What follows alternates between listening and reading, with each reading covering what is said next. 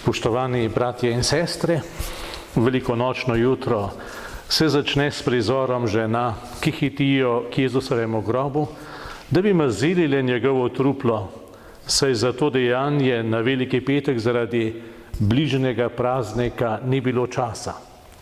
Skrbelo jih je, kaj bo s kamnom, ki je zapiral vhod v grob.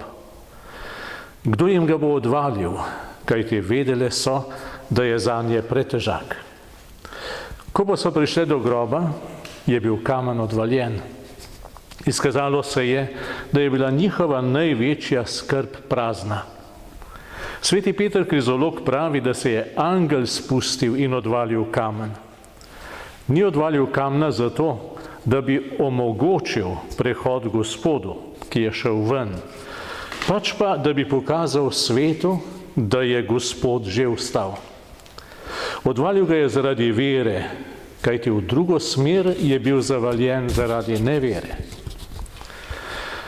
Odvaljenega kamna ni potreboval Kristus zaradi vstajenja, ampak ga potrebujemo mi, da spoznamo, da smrt in grob nista več zadnja beseda bivanja.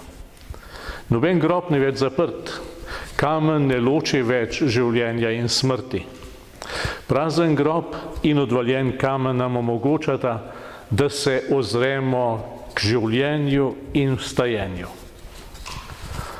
On pa, ki je vstal, nas pozdravlja, kakor je pozdravil učence v večeru tistega dneva. Mir vam bodi. Pred nas ne prihaja z očitki zaradi naših slabosti, padcev, grehov, zatajitev. Vse to je nesel na križ in poveličane rane govorijo o moči ljubezni in odpuščanja. Naj pozdrav stalega Jezusa doseže vse tiste, ki morajo tako ali drugače nositi križ, doživljati prezir in zasramovanje, ki so prikrajšani za pravico in resnico.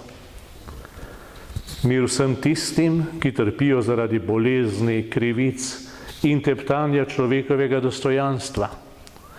Mir vsem tistim, ki obupujejo nad seboj, nad svojimi slabostmi, nad svojimi grehi. In mir tudi vsem tistim, ki povzročajo krivico, ki teptajo dostojanstvo. Na Jezusovo vstajenje v nas prebudi veselje do življenja z njim, ki je vstajenje in življenje. Blagoslovljeno veliko noč vam voščim.